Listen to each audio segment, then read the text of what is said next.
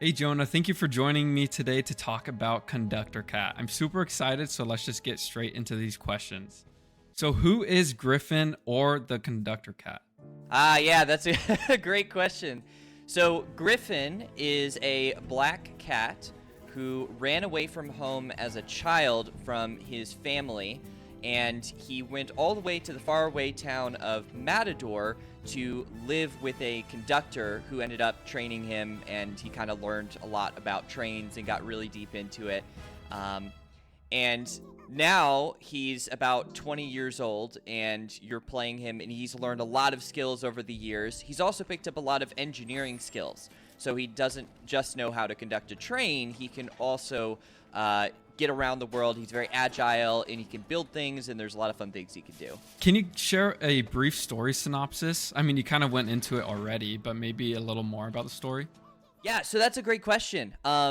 With Griffin, the story does begin with Griffin running away from home as a child. There's a flashback sequence, and it's not very clear at first of what happened, and it flashed forward to 20 years. And we're seeing an adult Griffin now who has kind of made a lot of mistakes in his life, and there's a lot of things he's come to regret or he's not happy with, and he gets a letter from his parents. Now, again, he hasn't talked to his parents in 20 years, and his parents are asking him to come home because his dad is about to pass away soon because he's become sick. And Griffin's very conflicted at this news because he doesn't have a great relationship with his parents, and especially his dad, but he ultimately decides that it would be best to go home to see his dad goodbye. And thus begins the journey of the game. So he has to travel from his town of Matador all the way back to his hometown of Killball to tell his dad goodbye. What other video games and other type of media have inspired Conductor Cat? The biggest one is Castle in the Sky, the Studio Ghibli movie. The movie has a sequence in it. I want to say it's about half an hour, 45 minutes in. I don't remember the exact timestamp. But there's a train chase sequence where they're going through this canyon on the rails, and there's like these robbers that are chasing them. And I don't know what it was, but when I saw that scene, I just had these like light bulbs in my head, right? Like, I was super excited. I was like, this is such a beautiful idea. Like, I've never really seen this rendered in a game before. And we kind of built a whole world around that. And we kind of built this whole story. The story is very, very different than anything like Castle in the Sky. It was really just a key visual that was the starting place for it. In addition to that, we knew we wanted to make it a platformer because that was something we had a lot of experience with. So we referenced a lot of other popular platformers of the time. So we've referenced games like Celeste or Super Mario Sunshine, Hat in Time, of course. There's been a lot of really exciting 3D platformer releases that we've referenced and gone through. What is the core game loop for a level? I'm glad you asked. So when it comes to a level in Conductor Cat, the first thing that you're going to do whenever you enter a level is probably look for scrap. There are a lot of these scrap chests around the world that you have to go to and break, and then you'll find these little parts that fly out of it. And once you find these parts, you can take them back to your storage car, and then you can be able to craft with them. So Griffin's train is equipped with this drone that can launch out of one of the cars, and this drone is able to take these pieces and basically build these mechanisms. So these are things like elevators or rail slides or springs or cannons or fans or bridges or anything along those lines, anything you can think of. And there's a lot of options of things that you're going to be able to build in this game.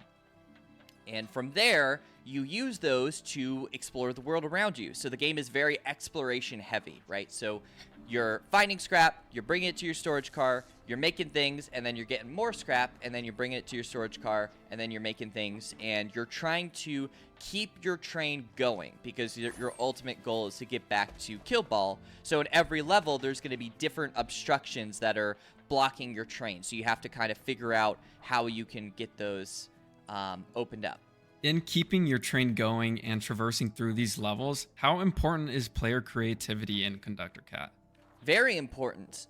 It's been somewhat tricky to classify the genre of this game. I think it's very easy to look at this game and label it a puzzle platformer. I know a lot of people have already, and that's totally fine. I don't think it's an unfair label. But we see ourselves as a little bit more of a sandbox slash exploration game. The reason that I draw that distinction is because we really want to lean into player expression. Like, we don't want there to be a one solution and here's all the parts and you have to arrange them in this perfect order. The game's not really designed for that. We will have puzzles, but it's more about using the environment in a creative way and whatever makes sense to you. So we'll give you a bunch of different pieces and you can fill the level together however it makes sense. And this leaves a lot of room for speedrunners to optimize things and choose optimal paths and see how they can get through the level with as few mechanisms as possible or things along those lines. On Twitter, I saw super cool videos of Griffin's Dreamworld. What inspired that? So that actually came from a result of playing the game. We've had so many calls on the team where we're just like playing the game and watching it together and making comments. And I had so many amazing late night calls with the team where we're just chatting the night away. And we're running around in this one little demo world over and over and over and over again. And it kind of hit us where it's like, oh, this should be a feature of the game. This shouldn't just, be something fun that we're having. We should probably make sure there's a hub world that the player can explore. So we were trying to figure out, it's like, well, how do you have a hub world when the entire story of the game is you're constantly moving, right? And the inside of the train isn't big enough for you to run around and explore. So we came up with the idea of having a dream world. Now, this actually turned out to be a really useful idea for us because we can expand upon it by having different things appear in his head. So with all the screenshots we have online, we just show Griffin's house kind of in this isolated dream world. But as the game progresses, more and more items from the world are going to fill up into the dream world.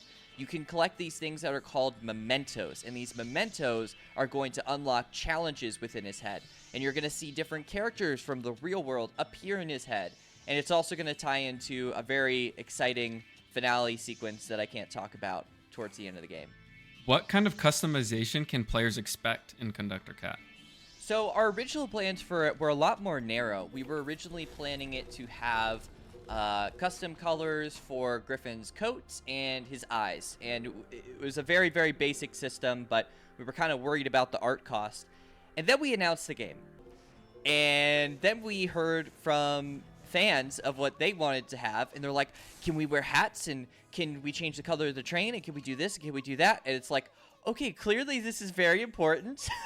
So we decided to expand our scope for the customization because players also wanted to adjust the breed of cat too, so it wasn't just a black cat. And I thought that made a lot of sense. So I think our plans for right now are coat colors, eye colors, cat breed, and hats, and you will also be able to change the train colors. I think those I can guarantee from now. I think I'm pretty confident about those. Not sure if it'll go too much far beyond that, but we're definitely open to thoughts and suggestions. We know this is a big deal for a lot of people. Why did you choose to make Griffin a cat? Okay, this is kind of a boring answer, and I'm so sorry. It was... A lot of it was out of appeal, and I know that's not a satisfying answer. I know it's kind of like, oh, well, it's because of the character, the vibe, or whatever. I mean, we did think that a cat really matched the personality of Griffin, but a lot of it was we were trying to think about something that would strike a chord with the audience. We're like, okay, so we have trains, and people like trains.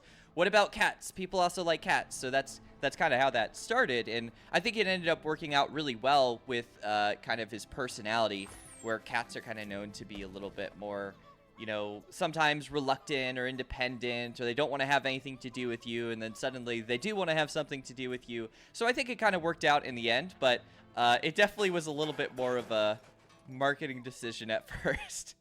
That's perfectly okay. I mean, I've had 2 black cats and I love them, and who doesn't like cats overall, so totally understandable. What does the team enjoy most about Conductor Cat? Oh, wow. That's such a tricky question. I think it varies from team member to team member, but if I were to capture everything across the team, it's probably the tone and the mood of it. We've spent so much time really working hard on the story to make it something memorable, emotional, and interesting, and not too cliche. That's a very hard thing to do, and there's a lot of pitfalls to fall into, but I think we've struck a pretty good balance with it. So at this point, something interesting happens when you work on a game for a really long period of time, is that you start to get this feeling that you live in that world, because every day you're opening it up, you're constantly seeing this world, you're expanding this world, you're with the characters, you're with the environments. So I would say the one part that we love the most is probably the world itself. But second to that, I would probably say the movement is something we all enjoy a lot, because that's been super fun for us. Well, thank you, Jonah. It was super fun getting to talk to you and learn more about Conductor Cat. Where can people find Conductor Cat and get more updates on it? You can follow us on just about every platform.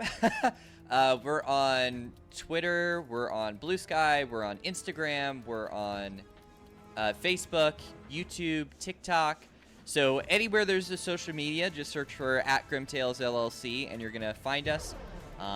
Go ahead and wishlist on Steam as well. That is the main thing that would be super, super helpful for us. We are planning to release longer YouTube videos that are more devlog focused. So if you're looking for meatier content, I would probably recommend going to our YouTube channel, because all the content that we produce is going to make it to our YouTube channel over there. Perfect. Thank you so much for joining me today. Yeah, thanks for having me. This has been awesome.